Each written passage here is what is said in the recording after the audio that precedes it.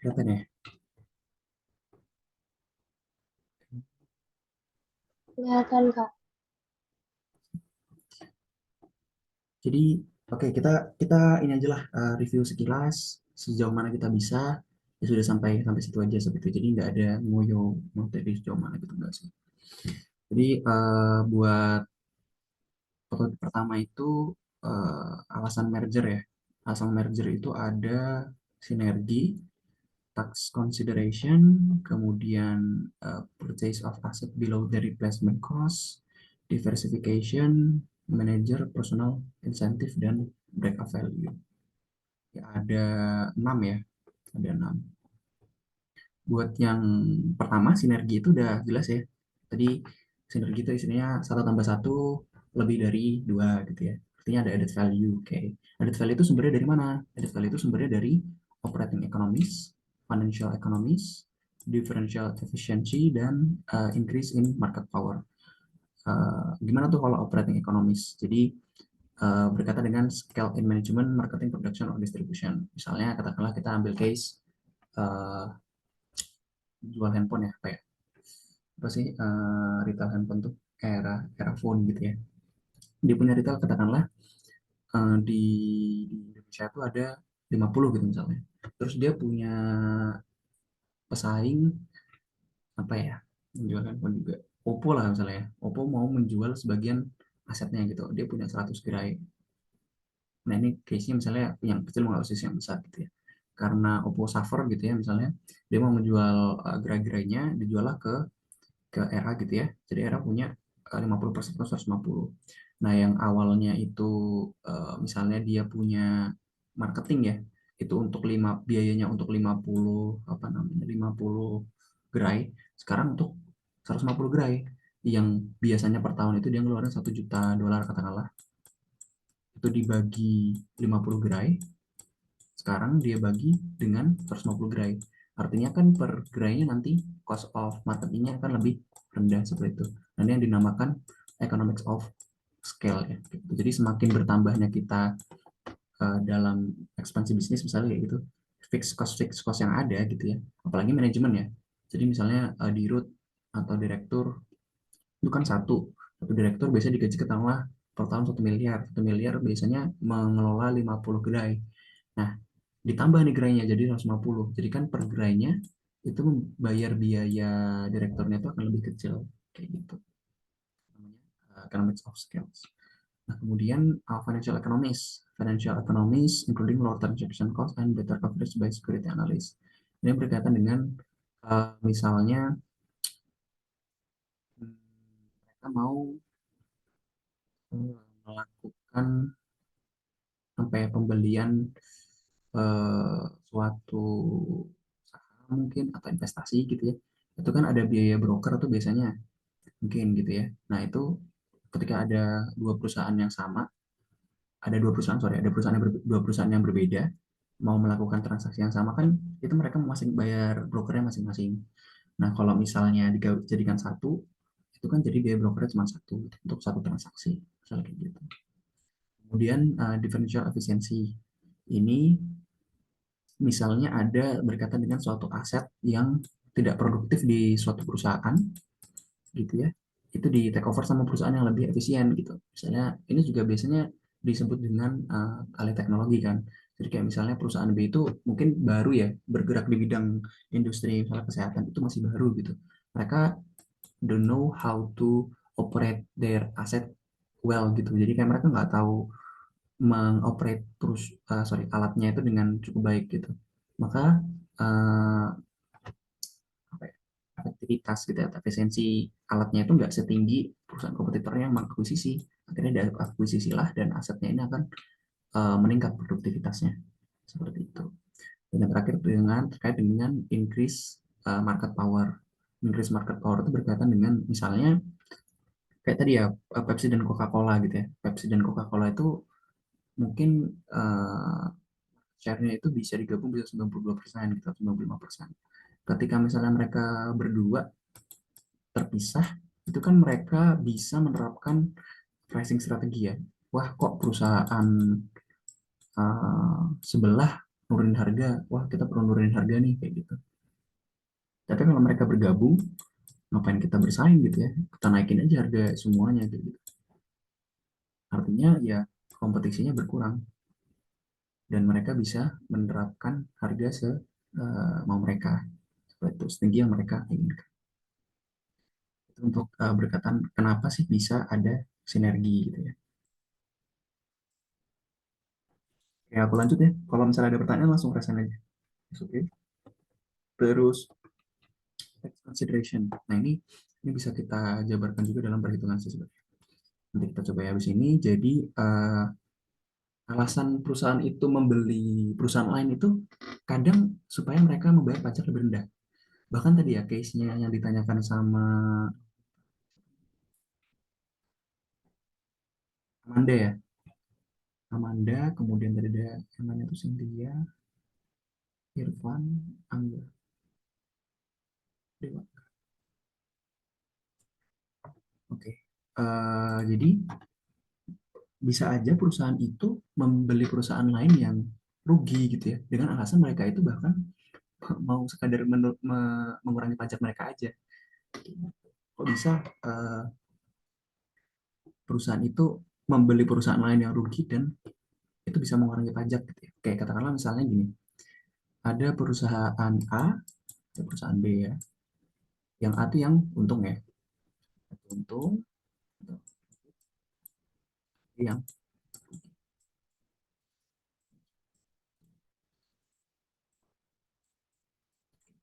misalnya A ini net income-nya, saya baca net income, EBIT berarti ya, EBT deh, tidak EBT aja. EBT-nya 300 gitu ya. Dengan tax rate katakanlah 30% gitu ya. Taxnya 30%.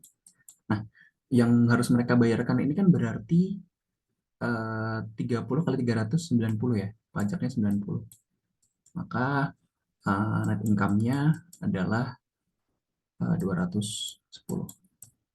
Nah, gimana kalau perusahaan A ini mengakuisisi perusahaan B yang misalnya rugi katakanlah 100 million gitu ya.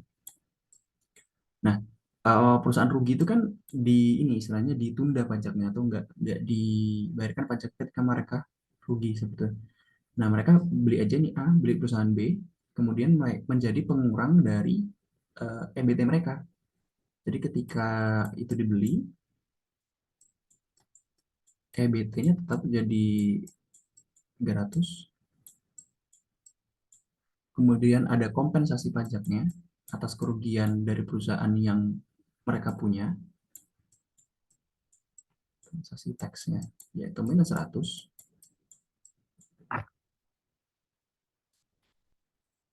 Jadinya 200, kemudian dikalikan dengan tax rate-nya. Tax rate-nya 30, jadi 3 kali 2, 60.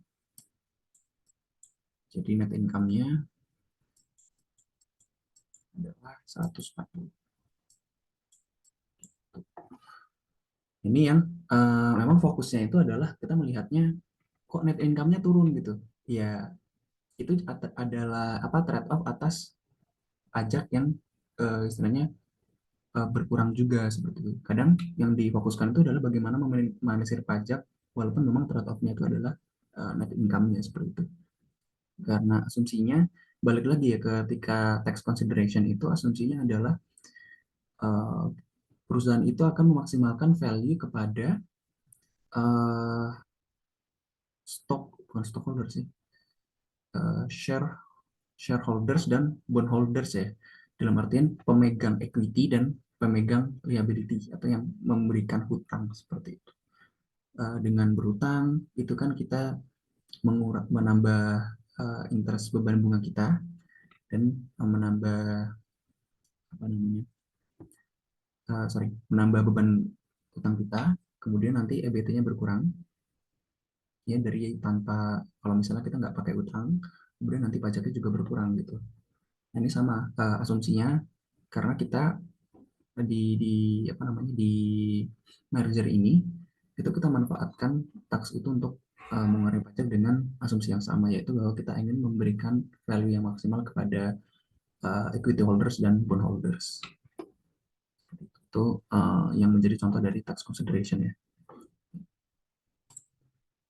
Oke, kemudian alasannya kenapa tax consideration juga, yang pertama itu, ini ya berkaitan dengan gak kurangnya atau minimnya internal investment opportunity pada suatu industri misalnya atau perusahaan gitu. Jadi perusahaan itu mungkin industrinya udah mature, udah dewasa, uh, peluang-peluang dalam membangun proyek-proyek baru tuh internal rate of return-nya mungkin rendah gitu. Jadi mungkin ya mereka nggak tahu nih mereka mau membagikan extra cash-nya gimana.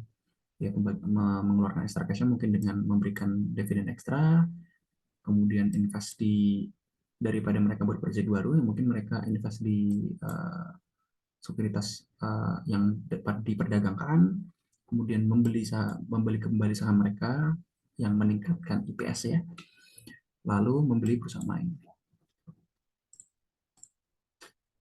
Oke, kemudian kita lanjut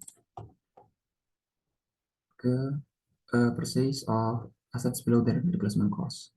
Ini sederhananya adalah jadi perusahaan itu daripada misalnya ya membangun pabrik baru, mereka mending membeli perusahaan yang udah ada pabriknya, karena perusahaan itu mungkin lebih murah gitu loh secara value gitu daripada mereka membangun atau perusahaan yang akan mengakuisisinya mau merger ini membangun pabrik baru gitu. Ini kalau contohnya di sini ada oil company ya atau refinery mungkin ya, perusahaan pengolahan gitu ya. Perusahaan pengolahan minyak ini awalnya mau membangun pabrik dengan spek tertentu dengan biaya 100 juta dolar katakanlah. Tapi ada perusahaan lain nih dengan spek yang sama, relatif sama, setelah dihitung-hitung biaya akuisisinya cuma 80 juta dolar.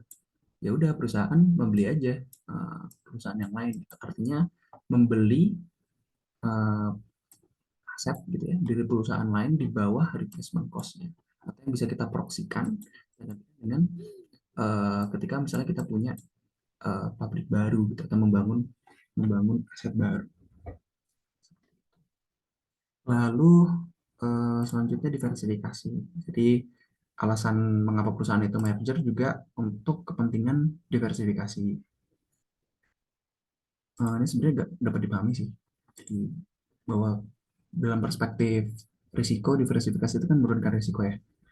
Menurunkan risiko, jadi menstabilisasi earnings atau pendapatan perusahaan.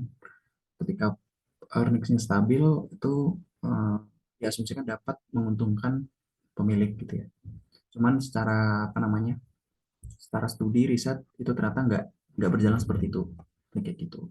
Ini mungkin untuk dari perspektif ya, jadi manajemen keuangan itu juga ada dari perspektif risiko gitu ya. Di satu sisi kita memaksimalkan keuntungan pemilik, tapi di satu sisi kan juga kita mengelola risiko dari pemilik gitu. Bagaimana supaya pemilik itu memiliki kekayaan yang bertambah dengan risiko yang tetap terjaga.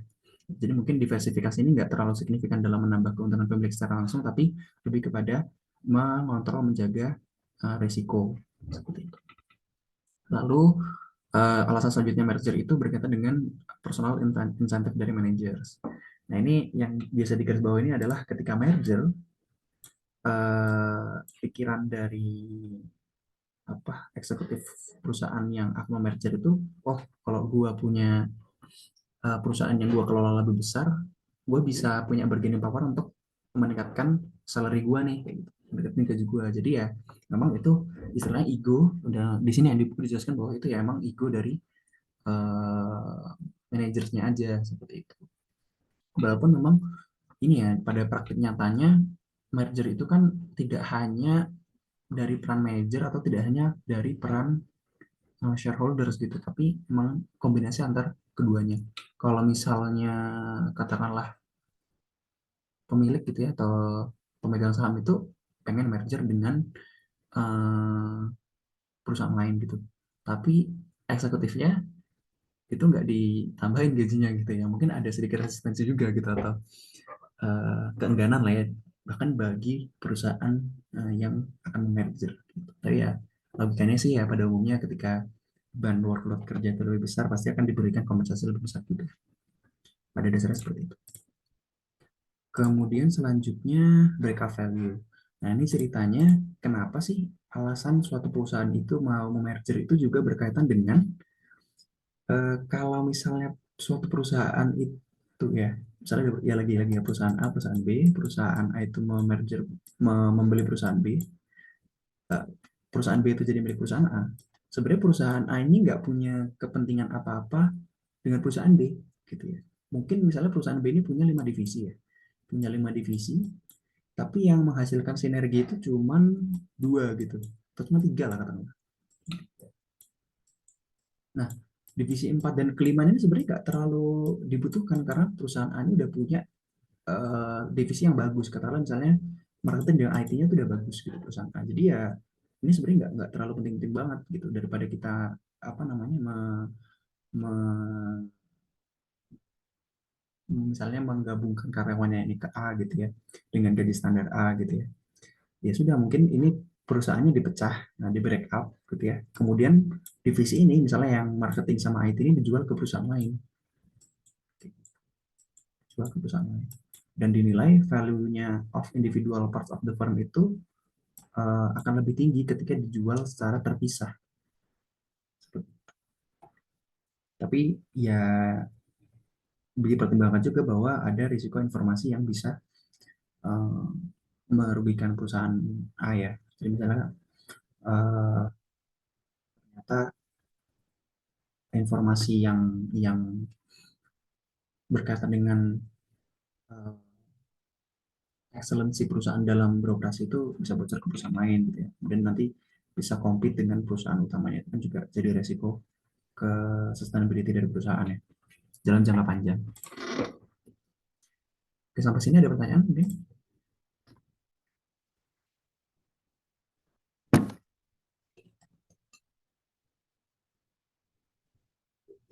Oh ya sebelumnya teman-teman udah punya buku ini belum ya? Yang kedua ini Belum, Kak. belum ya? Oke kalau belum nanti aku bakal share di drive aja ya, di drive. Makasih, Kak. Oke.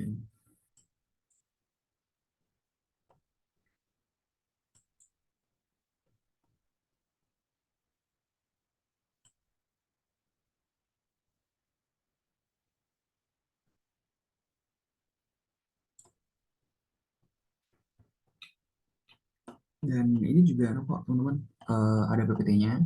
Jadi untuk sekilasnya bisa dilihat di PPT, cuman aku cek juga nggak terlalu lengkap sih dan agak ada missing link gitu sih. Jadi buku ini cukup membantu untuk memahami juga. Kemudian ada tipe-tipe merger tadi sudah dibahas, ada horizontal, ada vertikal, ada congeneric, dan ada conglomerate.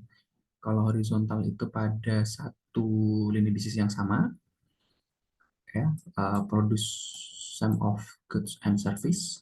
Kemudian kalau vertikal itu berkaitan dengan hulu hilir, supplier dan customer-nya.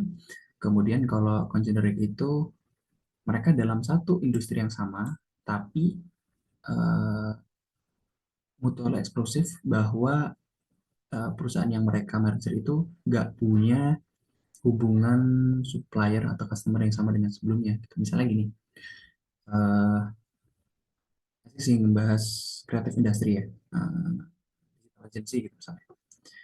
Uh, Misalnya ada agensi namanya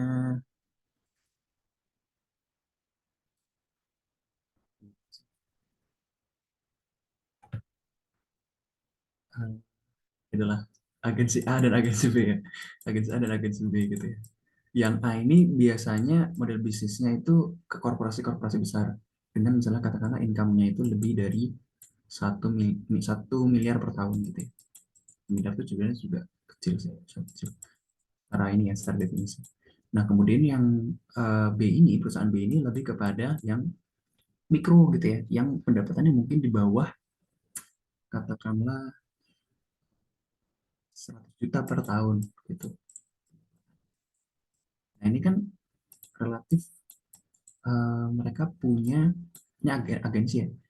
Ini nggak mungkin nih si customer yang menggunakan agensi ini gitu, karena memang pasarnya beda, niche-nya beda gitu. Yang satu itu lebih kepada korporasi besar, yang satu kepada usaha mikro gitu. Nah ini ketika ada perusahaan A ini berencana mengakuisisi perusahaan B, mungkin mereka punya strategi untuk wah gue juga bisa memanfaatkan informasi yang ada di perusahaan B gitu. Jadi mereka ambillah keputusan untuk merger dengan perusahaan B, dan informasi yang ada di sini itu bisa mereka manfaatkan seperti itu ya. Itu untuk congenerik, dan untuk conglomerate itu yang untuk industri yang berbeda. Contohnya banyak lah ya. Udah teman-teman bisa. Kemudian level of major activity ini relatif sebenarnya kurang ini sih, kurang relevan lah dalam konteks Indonesia. Cuman intinya kalau di buku ini dia menjelaskan bahwa di tahun 1800-an awal itu merger-merger pertama di perusahaan-perusahaan minyak, baja, rokok, dan basic industry sih ya. Kemudian wave kedua itu merger-merger itu di tahun 1920-an berkaitan dengan industri utility, komunikasi, dan otomobil seperti perkitaan. Kemudian waves ketiga itu 1960-an, ada konglomerasi. Kemudian makanya di Indonesia juga 1960-an tuh konglomerasi ini ya, mulai menjamurnya ya. Kemudian wave keempat itu 1980-an, ada namanya skema LBO, leverage buyout, di mana perusahaan-perusahaan itu menggunakan leverage mereka, utang gitu ya, untuk mengakuisisi perusahaan lain gitu. Jadi ternyata mengakuisisi perusahaan lain itu nggak harus dari cash yang dimiliki perusahaan sebelumnya atau perusahaan pengakuisisi. Ternyata pengusahaan pengakuisisi itu bisa menjadikan perusahaan mereka itu jaminan, stok mereka itu jadikan jaminan untuk meminjam utang, yang utangnya dipakai untuk membeli perusahaan lain kayak gitu. Kita bisa se-fleksibel itu gitu dengan menggunakan skema LBO. Lalu yang terakhir ini karena mungkin semakin berkembang zaman, para perusahaan ini dan manajer dan pemilik saham ini lebih wise gitu ya, lebih sadar bahwa kita nggak bisa sembarangan dalam melakukan merger, makanya dicetuskan istilah strategic alliance, di mana merger itu dilakukan dengan analisis yang mendalam bahwa keputusan merger itu dapat memberikan added value gitu, atau benar-benar secara strategik itu sesuai dengan atau inline dengan kepentingan perusahaan sebelumnya. Lalu topik yang keempat itu hostile versus friendly takeovers. Tadi udah sedikit disinggung juga. Jadi ketika perusahaan itu mengakuisisi atau merger gitu ya, ya itu bisa dengan intensi yang baik atau intensi yang kurang baik juga gitu. Misalnya contohnya intensi yang baik itu adalah misalnya kayak oh kita pengen uh, me, apa ya, meningkatkan earnings gitu ya dengan tetap melakukan mergernya itu secara secara apa ya, ya dengan komunikasi yang baik lah gitu misalnya. Jadi kayak tadi ya ada tahapan di mana perusahaan itu pasti ya perusahaan yang akan mengakuisisi itu pertama akan melakukan analisis dulu gitu. Analisis terhadap perusahaan target. Analisis gitu ya. Apakah secara strategik itu menguntungkan dan secara finansial operasional gitu ya. Itu memberikan added value. Lalu kemudian kedua nanti akan bertemu nih para eksekutifnya gitu ya. Untuk uh, apa ya, bonding sih apa ya, mengenalkan tujuan lah, menyampaikan tujuan bahwa kemungkinan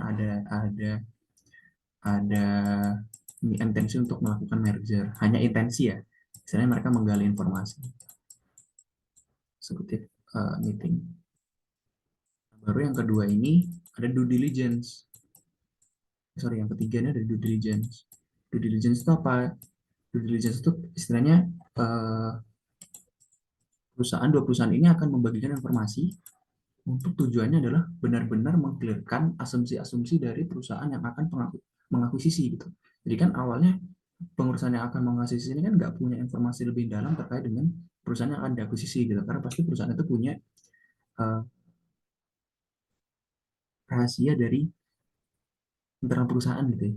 Nah, ini due diligence itu dibuat suatu perjanjian di mana oke ini aku bisa membagikan sebagian rahasia, tapi memang ketika perjanjian ini uh, dilaksanakan dan merger ini tidak terjadi, artinya keputusannya nggak menjadi konstitusi, informasi yang tadi sudah dibagi itu jangan disebarkan gitu ya, jangan disebarluaskan karena ini untuk kepentingan perusahaan. Dan kalau misalnya ada indikasi penyebarluasan dan sebagainya itu akan nanti kena sanksi sesuai dengan perjanjian yang mereka buat gitu. Intinya adalah untuk mensecure dua perusahaan ini gitu ya, untuk kepentingan dua perusahaan ini. Ketika misalnya apa namanya due diligence ini berhasil gitu ya, mereka bisa melakukan eksekusi gitu ya, misalnya ada tender offer gitu ya, tender offer itu artinya uh, perusahaan yang akan diakuisisi itu melakukan tender offer dan mereka menawarkan, perusahaan yang akan diakuisisi itu menawarkan kepada pemilik mereka sebelumnya, artinya shareholder mereka sebelumnya, untuk menjual saham-saham mereka kepada pengendali saham yang baru atau yang mengakuisisi gitu. Jadi misalnya gini, ada perusahaan A gitu ya, ini yang akan diakuisisi sama perusahaan B gitu ya. Nah, perusahaan B kan datangnya ke sini nih, gue mau akuisisi perusahaan lo dong, saya katakan 20% lah gitu ya.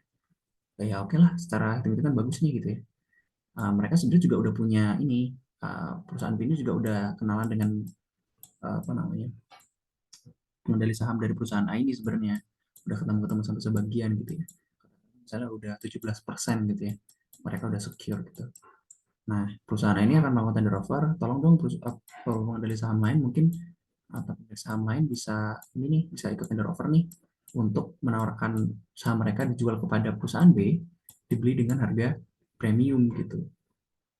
Oh, gue ikutan nih, udah gue jual saham gue nih ke B gitu biar gue dapat sahamnya dengan harga premium gitu. Nanti yang dinamakan dengan tender offer.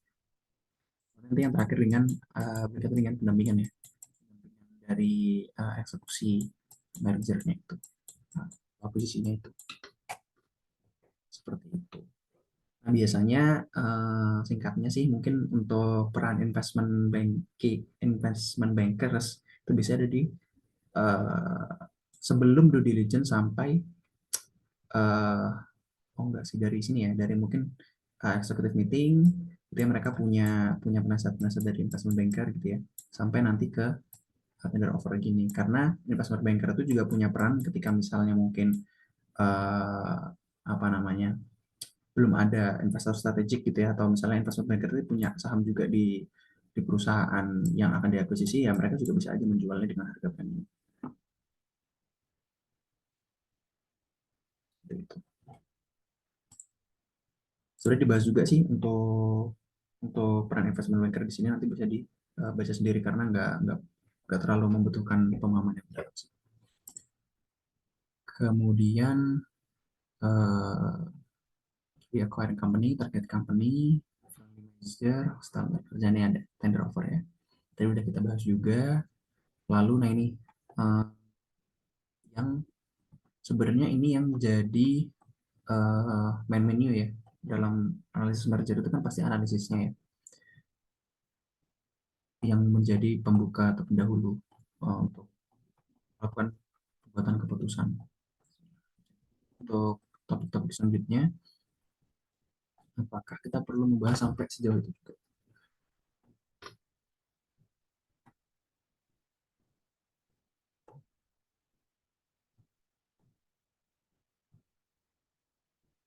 Oke, ini mungkin sih yang terakhir-terakhir ini ya. Oke, jadi masih ada dua topik kurang lebih.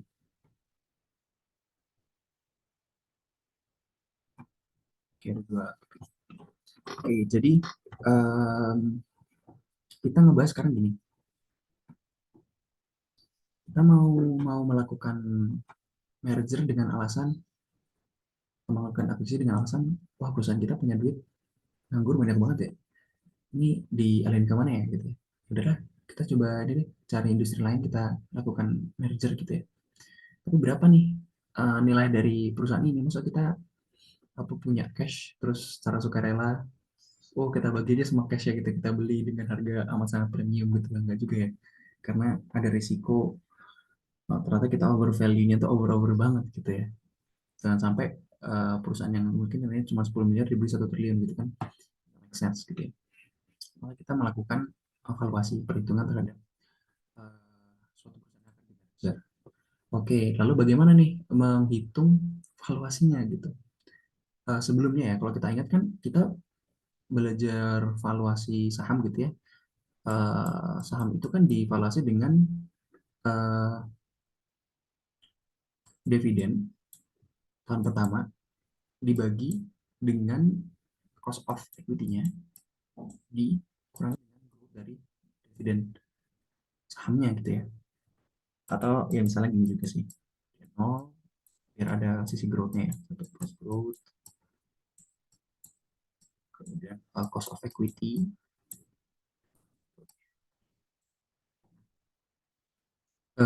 Sorry ya, sedikit singgung juga. Kalau cost of equity itu bisa didapatkan dari CPM. CPM itu pricing model yang uh, pakai ini risk free rate market ditambah beta dari suatu saham, nanti dikali dengan market premium itu dari risk free, sorry, dari apa namanya, risk marketnya. Jadi misalnya IHSG itu katakanlah tumbuh per tahun 15% gitu ya, itu um, market expected return dari marketnya itu gitu ya, dengan risk free-nya mendapatkan juga bisa dipakai di WACC. Oh, ini buat recall materi aja sih. Yaitu sederhana weighted average cost of capital. Capital itu ada dari debt, ada dari equity. Jadi nanti bobot dari debt-nya dikali dengan cost of debt-nya, terus nanti ditambah weighted dari stocks-nya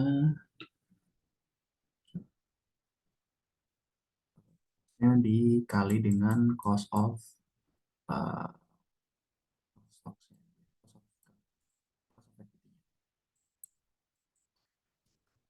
Nah, oke, balik lagi. Uh, Bagaimana mengevaluasi perusahaan nih gitu ya? Kalau untuk kepentingan ini, kita setidaknya bisa menggunakan dua pendekatan. Yang satu discounted cash flow, yang satu market multiple method. Discounted cash flow itu yang kayak apa? Jadi, ya nih, suatu perusahaan itu kan cash flow-nya biasa dinilai dengan dividen. Nah, kalau di sini nanti kita menilainya itu dengan uh, ya free cash flow dari suatu perusahaan itu gitu ya. Free cash flow di-includekan dengan dividennya. Maksudnya kan kalau dividen itu kan udah di luar komponen retain earnings, ya nggak? Kalau earnings itu kan ada yang dibuat, earnings itu akan nanti ada yang di retain, ada yang nanti bagian dividen. Nah, kalau yang ini kita kenapa kita pakai cash flow, karena kita juga mau mengincludekan dividen dan juga si retain earningsnya gitu untuk mengetahui sebenarnya secara keseluruhan itu value perusahaan bagaimana. Tinggal kita ya discount aja gitu ya, kayak misalnya kalau yang 5 tahun berarti kan 1 plus growth-nya dipangkatin 5 gitu. Flow, cash flow gitu misalnya di berapa, atau kalau misalnya apa ada pro formanya 5 tahun ya nanti 5 tahunnya yang di discount, kemudian nanti 1 plus discountednya berapa. Nah discountednya itu biasanya pakai cost of equity 1, kemudian seterusnya sampai pangkat seterusnya. Kalau misalnya, nah ini kan istilahnya terbatas nih dalam artian, oh biasanya kita cuma ngitungnya dari tahun 1 sampai tahun 5 atau sampai tahun 10. Bagaimana kalau yang dalam jangka panjang gitu ya? Ya sudah, berarti nanti tinggal pakai ini nih, eh, cash flow-nya, free cash flow-nya dibagi dengan cost of equity dikurangi dengan growth-nya. Untuk mengetahui value perusahaan ini jika asumsinya perusahaan ini akan tumbuh selamanya.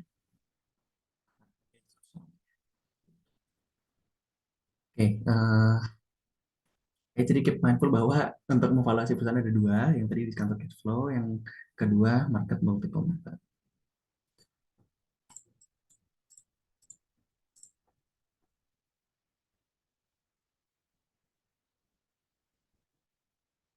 Oke, kita lihat contohnya nih. Kita lihat contohnya discounted cash flow dulu. Jadi kalau cash flow, kita berpikir bahwa oke, kalau mau ngediscount cash flow-nya, kita harus ngecek income statement-nya, karena di income statement ada uh, free cash flow-nya itu ada di sana gitu. Free cash flow itu dari sales-nya itu kan dikurangi biaya-biaya, dikurangi pajak, ditambah depresiasi gitu ya. Kemudian nanti dilihat, oh ketemu tuh si free cash flow-nya. Nah, free cash flow itu yang akan kita discount. Makanya kita akan melihat bagaimana secara laporan keuangan dari perusahaan itu. Kalau di sini ceritanya ya, ada Apex Corporation yang menjadi uh, target akuisisi dari perusahaan high tech. Jadi yang akan mengakuisisi itu high tech, yang akan diakuisisi itu Apex. Oke. Okay. Nah, kalau di sini laporan keuangannya adalah laporan keuangan Apex. Oke. Okay. Lalu di sini di state untuk struktur pasifannya 50% debt, lalu uh, equity-nya juga berarti 50 ya. Dan si high tech-nya juga akan tetap menjaga sorry, menjaga debt to equity ratio-nya tetap di uh, angka 50 gitu, 50%. Lalu kalau kita lihat di sini udah dari net sales dibantu hitung, lalu di sini ada uh, cash flow ke high tech-nya ya. Jadi di sini Apex ini cash flow-nya ini diasumsikan akan semuanya diberikan uh, ke high tech-nya.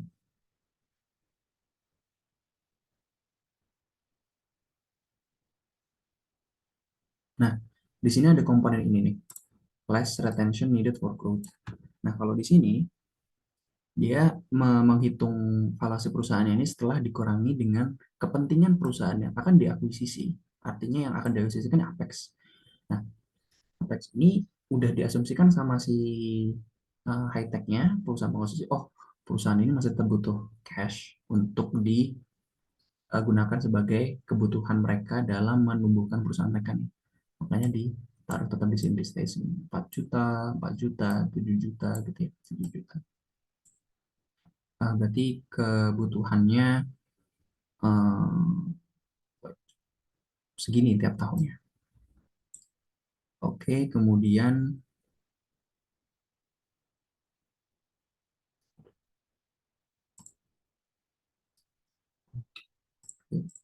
nah, di sini mau valuasi bagaimana sebenarnya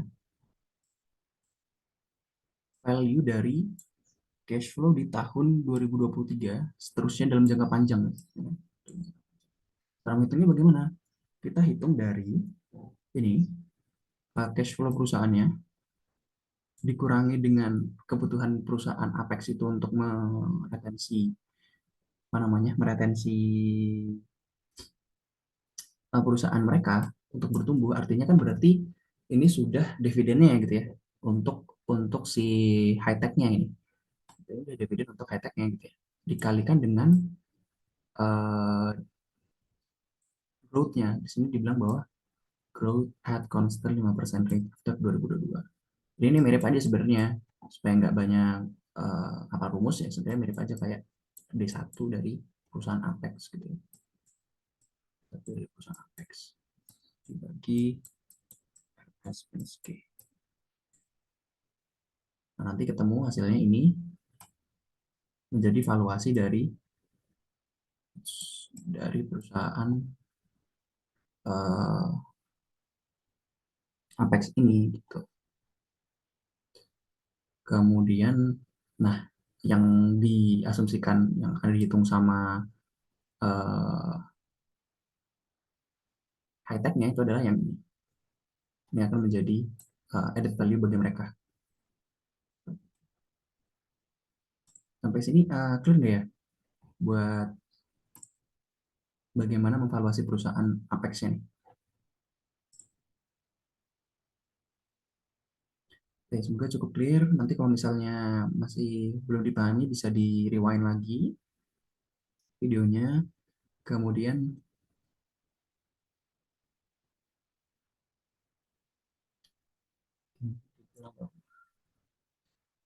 biasanya perusahaan itu mengincludekan interest expense into the cash flow forecast. Oke, di sini interest expense. Ya, di sini. Jadi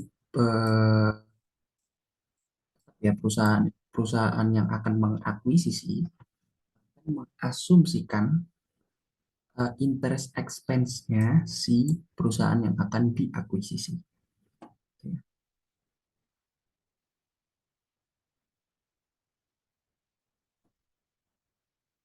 Dengan asumsinya ini dengan menggunakan debt ratio, bukan debt ratio, sorry, debt cost of debt yang sama seperti yang dimiliki oleh penguasa perusahaan yang akan diakuisisi.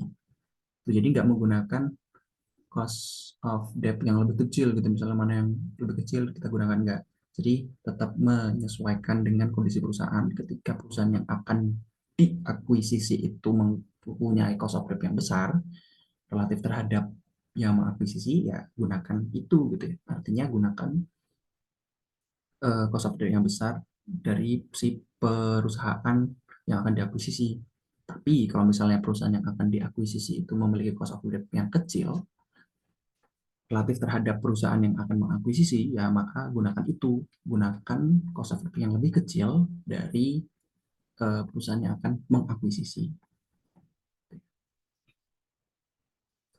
Kemudian dengan asumsi, nih ya, alasannya perusahaan itu sudah mengasumsikan utangnya, kemudian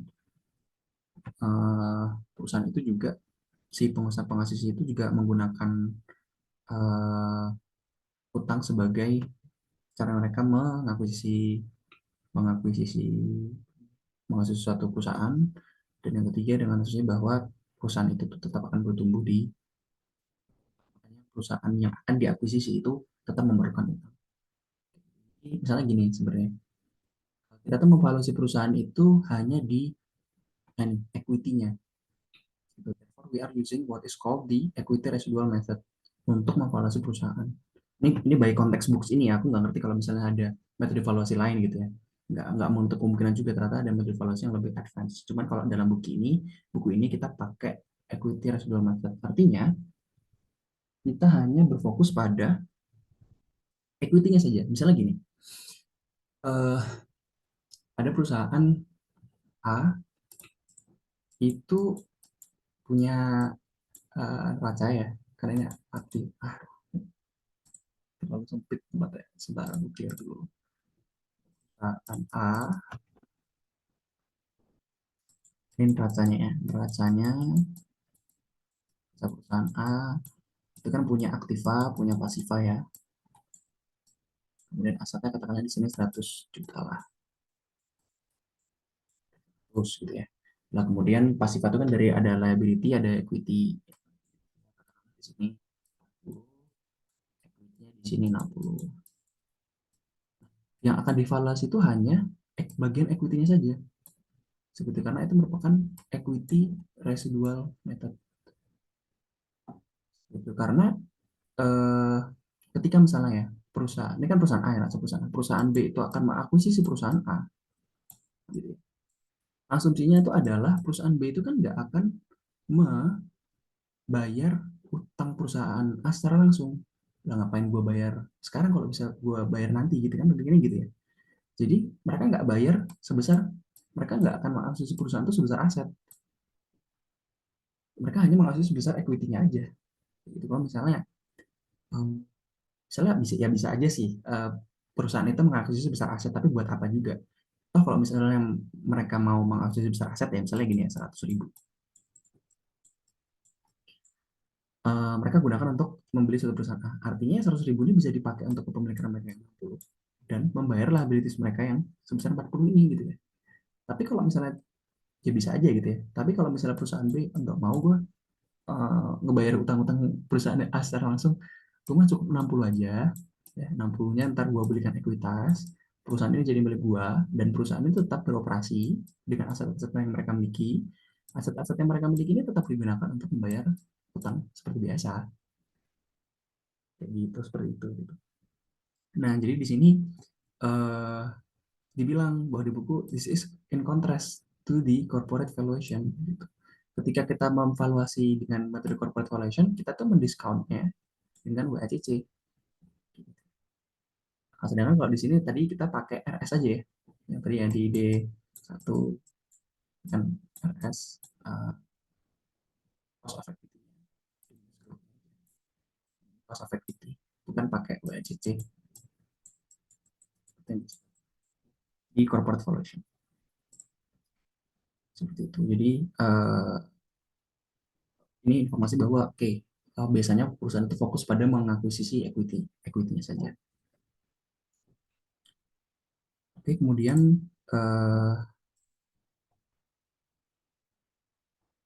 nanti di discount rate. Nah, ini tadi yang sempat aku coba sampaikan bahwa RX atau cost of equity itu dihitung dari risk free marketnya, kemudian ditambah dengan risk premium dikali betanya perusahaan. Kalau di sini asumsinya tadi uh, itu market risk premium 5%, kemudian risk free rate-nya 6%. Lalu betanya perusahaan itu 1,63 pre-merger beta.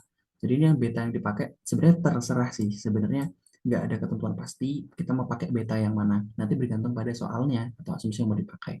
Betanya itu mau yang dipakai itu pre-merger atau estimasi setelah merger. Cuman kan melakukan estimasi setelah merger itu kan back and forth gitu. Artinya kita menghitung estimasi dulu uh, post mergernya berapa, lalu divaluasi, lalu dicocokin sama nggak sama uh, merger yang kita estimasi di awal gitu. Tapi ya balik lagi ke soalnya dan pilihannya mau pakai yang beta yang mana. Lalu ini ya kita following the cash flow-nya. Kenapa aku hijauin ini biar tahu ya sumbernya dari sini. 4, 8,8, 9,8, 10,2, 139. 139 itu didapat dari cash flow yang dimiliki perusahaan di sorry uh, 139 itu 139,8 ya. 12 itu berarti 11,2. Oh, oke. Berarti dikurangi, oh berarti 1390 ini dari 23,2 dikurangi 12 berarti 11,2. 11,2 ditambah dengan eh, valuasi dari perusahaan itu 127,8. Oke, 11,2 ditambah 127,8 itu berarti 139,8. Oke, dari situ sumbernya lalu di valuasi cash flow-nya. Ternyata setelah di valuasi cash flow-nya, kalau ini kan yang divaluasi itu uh, future-nya ya, dalam artian gini. Jadi yang ini itu, sorry, yang ini itu kan merupakan valuasi perusahaan setelahnya ya. Pokoknya sampai tahun 100 tahun ke depan tuh berapa sih nilainya kayak gitu ya. Nah, maksimal tuh nilainya segini. Kayak gitu kan. Segini. Nah, tapi ini tuh belum di discounted ke tahun sekarang. Ya, ini problem dengan discount yang biasa kita bahas gitu ya. Jadi discountednya bertahap kayak gitu. Kayak di case kompleks cash flow stream ya. Artinya kita perlu melakukan discounted bertahap gitu untuk mendapatkan uh, present value yang benar-benar sekarang kayak gitu. Nah, di sini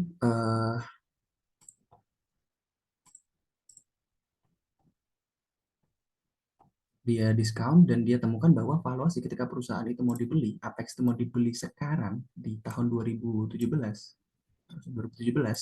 itu nilainya itu 96,5 million dollar. Oke sih, di tahun 2022 nilai perusahaan itu tuh 127 127,8 dia. 127,8. Oke, itu buat masa depan. Tapi itu kan tahun 2022. Kalau tahun 2017 kalau di discount itu 127 itu berapa sih? Gitu. Nah, ini hasilnya seperti ini. 96,5 miliar.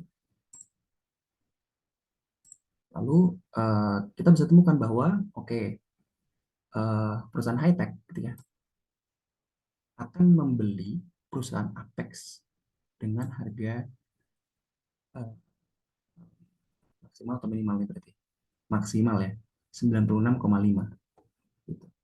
Karena kalau misalnya lebih dari itu kan wah berarti kan overvalue ya, mungkin overvalue tapi ada batas minimumnya, ada batas maksimalnya nih, mungkin plus minus 5% gitu ya, atau maksimal 10% gitu. Oke lah, gak apa kita beli gitu. Tapi at least buat high tech dia punya benchmarking, dia punya basis bahwa nilai Apex gitu ya itu adalah 96,5 miliar berdasarkan metode discounted cash flow. Oke, oke baru satu nih. Oke, Eh, kita udah paham bahwa discounted cash flow itu seperti itu. Lalu ada metode kedua, sebenarnya relatif lebih sederhana. Karena kita menilainya itu berdasarkan ya sudah apa yang ada di pasar, bagaimana pasar itu menilai, ya kita pakai itu aja gitu. Cuman memang kekurangannya adalah kadang pasar itu menjudge suatu perusahaan itu bisa overvalue atau undervalue banget gitu. Jadi kadang akurasinya tidak terlalu tepat gitu. Tapi misalnya dalam konteks Indonesia gitu ya, kadang perusahaan-perusahaan itu udah amat sangat dinilai overvalue, tapi perusahaannya masih tumbuh gitu. Overvalue dilihat dari misalnya PBV gitu ya, PBV-nya udah 4 atau 5 gitu, tapi kayak BBRI atau BBCA gitu ya, itu masih tumbuh gitu. Makanya kadang ada analis yang tetap menggunakan market multiple analysis. Nah, di sini diceritain kalau misalnya uh, Apex itu memforecast pendapatannya net income itu 2,4 miliar in 2018. Lalu tumbuh di tahun 2022 itu 13,2. Jadi secara tahunan selama 5 tahun ke depan itu pendapatan mereka tuh 7,7. Oke, lalu perusahaan si analisnya ini, high tech-nya ini, atau mungkin ya siapapun lah yang menganalisis itu mau menggunakan PE ratio untuk menilai berapa valuasi perusahaan. PE itu kan sederhananya price to earning ya. Jadi harga saham sekarang, price of stock sekarang dikali dengan uh, rasionya, rasio PI-nya. Sorry, kok rasio PI-nya? Earnings-nya, gitu, rasionya.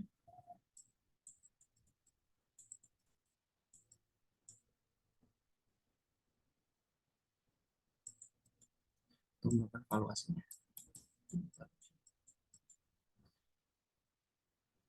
Nah, kalau misalnya mau mendapatkan PI ratio-nya, ya nanti tinggal dibagi valuasinya, dibagi earnings-nya. Kalau mau melakukan price of stocks, berarti valuasi perusahaan dibagi.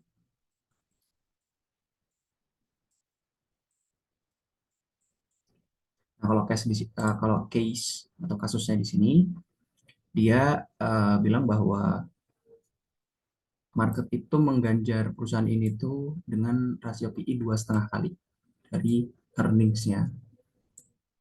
Gitu artinya perusahaan ini valuasinya 2,5 kali dari earnings average earning per selama 5 tahunnya. Kalau gitu juga nih 2,5 kalinya dari rata-rata 5 tahun pendapatan mereka ya.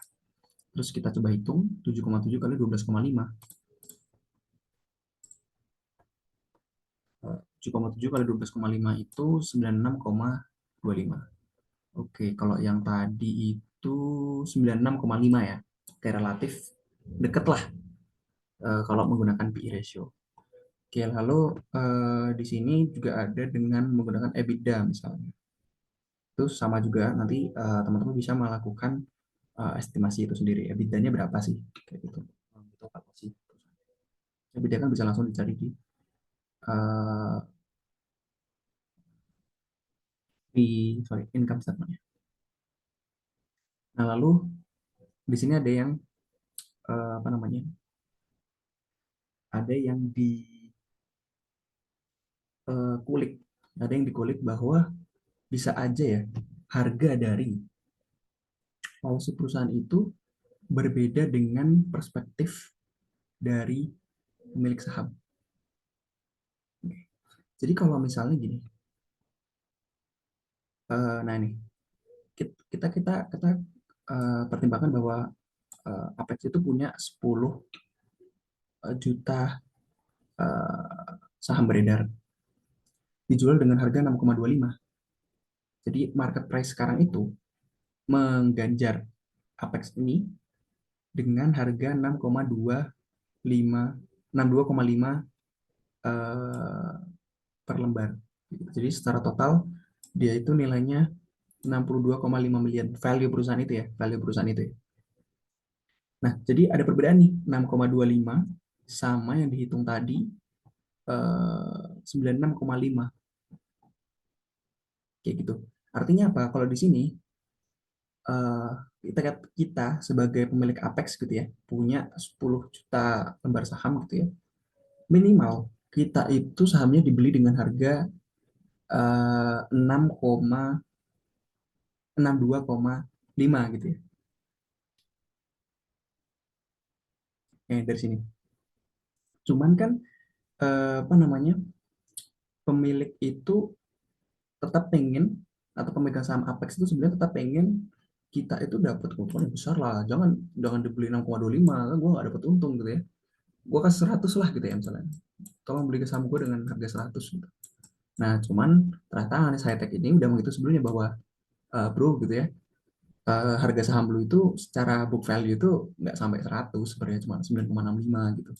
Gue mah pengen beli saham lu dengan harga katakanlah 70 aja gitu, karena market aja cuma ngasih harga 6,25 gitu. Nah, terus mereka ini berdiskusi terus ya sampai menemukan titik equilibriumnya gitu ya. Jadi Apex itu shareholder Apex itu minimal pengen 62,5, high tech itu maksimum membelinya dengan harga 96,5.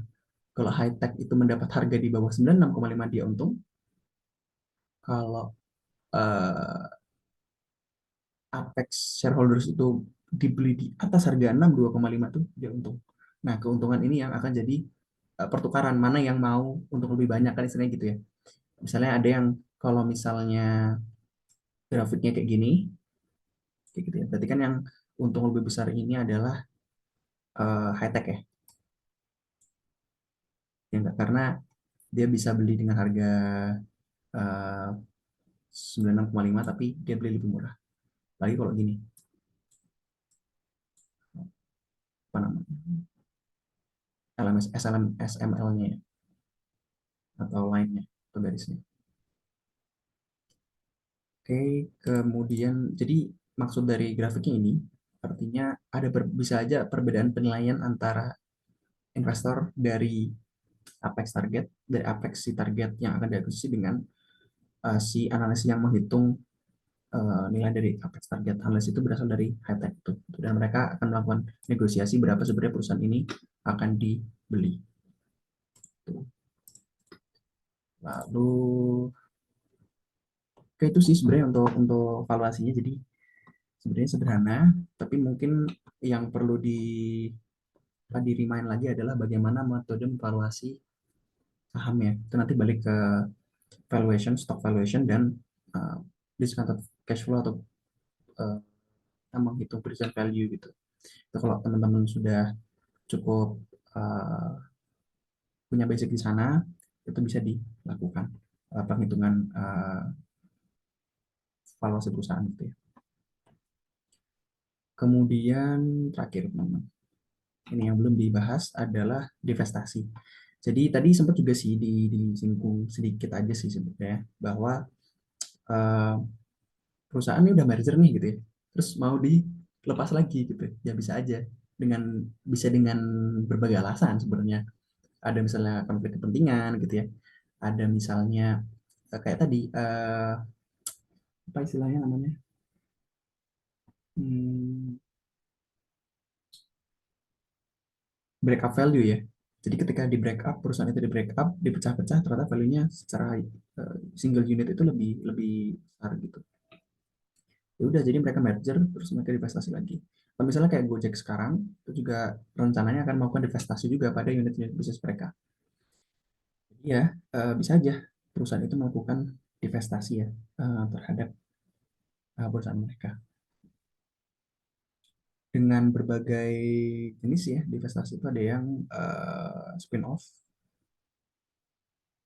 divestment in which the stock of subsidiary is given to the parent company stockholders. Jadi parent company ini memberikan stockholders stok kepada perusahaan subsidiary-nya. Kemudian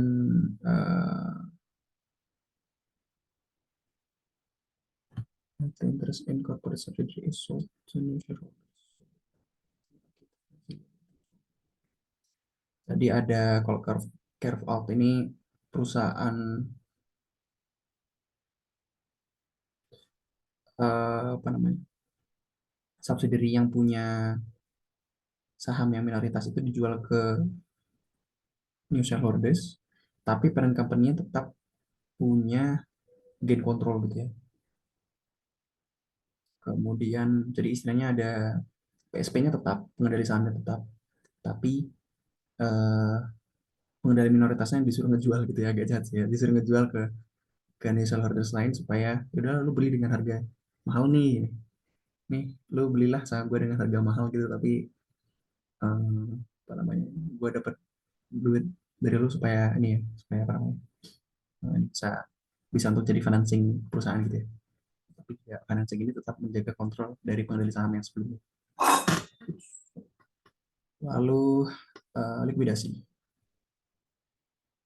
Jadi suatu divisi atau aset dari suatu divisi itu dijual ya.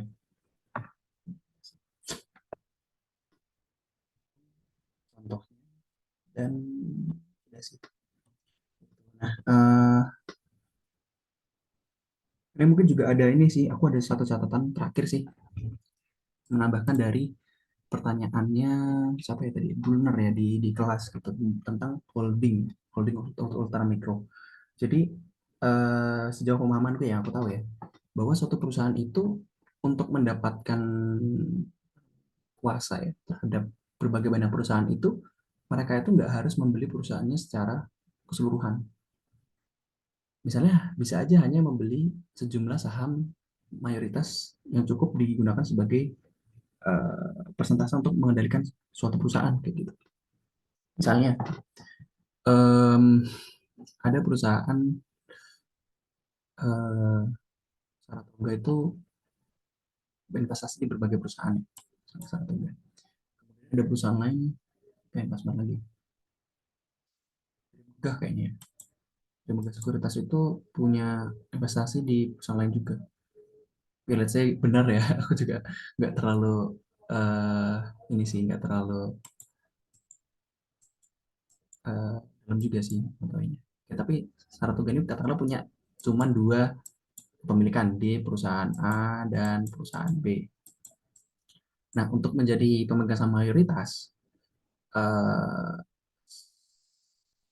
Saratoga itu cuma butuh 20% di perusahaan A dan 20% di perusahaan B. Artinya, Saratoga itu cuma punya 20% di perusahaan A dan 20% di perusahaan B, tapi Saratoga itu udah jadi pengendali.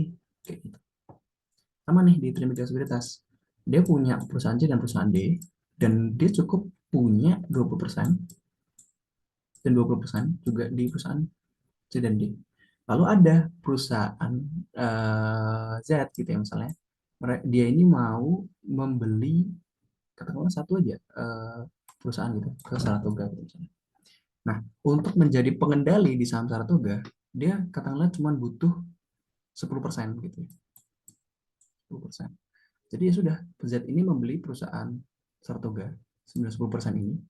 Nanti dia punya akses, dia punya apa namanya? Holdingnya itu sebanyak ini, sebesar ini. Kayak gitu. Dan artinya berarti ketika misalnya gini, misalnya ya, biar gampang aja contohnya, perusahaan A itu punya eh, langsung aja deh, nggak usah ke aset ya, langsung ke equity. Equity-nya katakanlah 60%.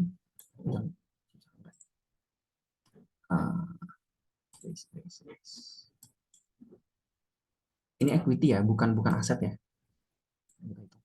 Jadi A itu punya equity 100. Oke. Equity ya. Lalu perusahaan B ini punya equity 100. Oke. Nah, berarti kan ketika 20% ini menaik, si Saratoga itu cuma punya 20 miliar aja.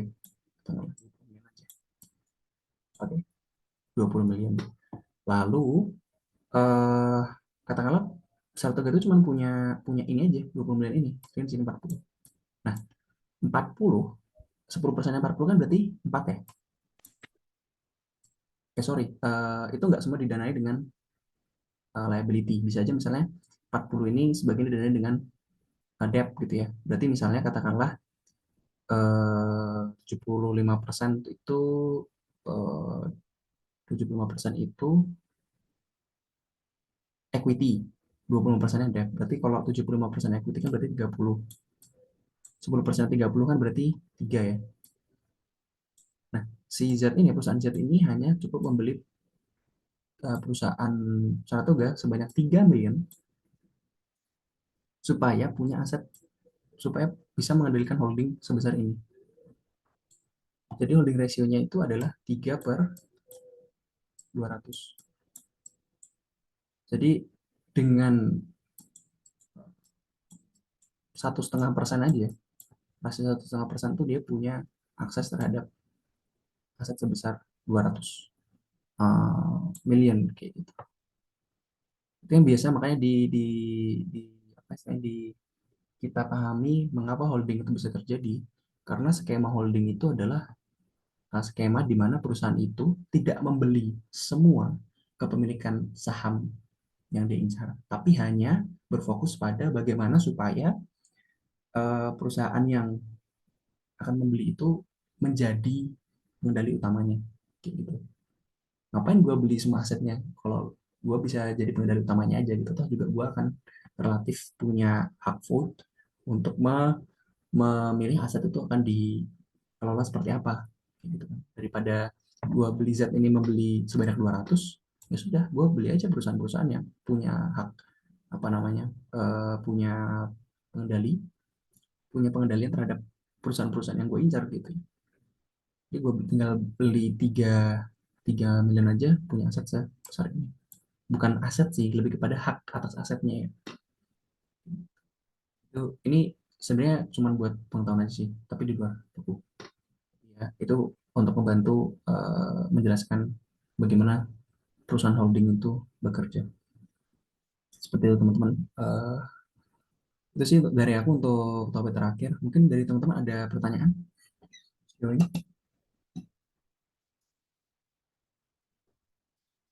Boleh untuk di luar materi yang sekarang ya, apabila ada.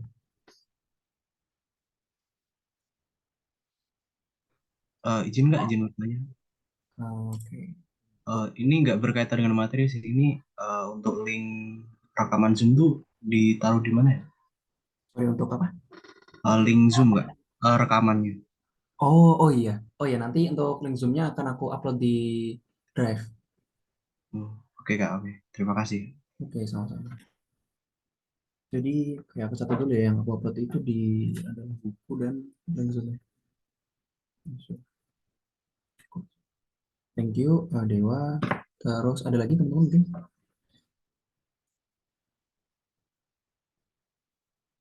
Oke sih, kalau nggak ada, eh karena balik lagi ya, sebenarnya nggak terlalu ini juga sih, jujur ya nggak terlalu signifikan juga terhadap ujian gitu ya. untuk chapter ini, tapi sih ya untuk menambah insight aja seperti itu. Mungkin itu aja dari aku teman-teman. Terima kasih atas kesediaan waktu teman-teman untuk begitu tutorial, dan apabila mungkin ini jadi tutorial terakhir, aku mengucapkan mohon maaf apabila ada eh, kata-kata yang kurang berkenan di hati teman-teman. Kemudian juga mohon maaf apabila ada mungkin kekurangan aku dalam membantu teman-teman sejauh ini sampai di sesi ini. Dan ya mungkin juga terakhir, mohon maaf apabila misalnya ada materi yang sedikit meleset atau mungkin ternyata berbeda dengan praktikal gitu ya, ada miss gitu ya. Eh, ya relatif itu kadang manusia ya, pasti ada luputnya ya, relatif satu atau dua atau empat. Saya tetap ada sih, tapi ya ini apa sih istilahnya, peluang terbaik yang kita punya sih ya sejauh ini kayak gitu. Artinya peluang terbaik yang kita punya untuk belajar sih.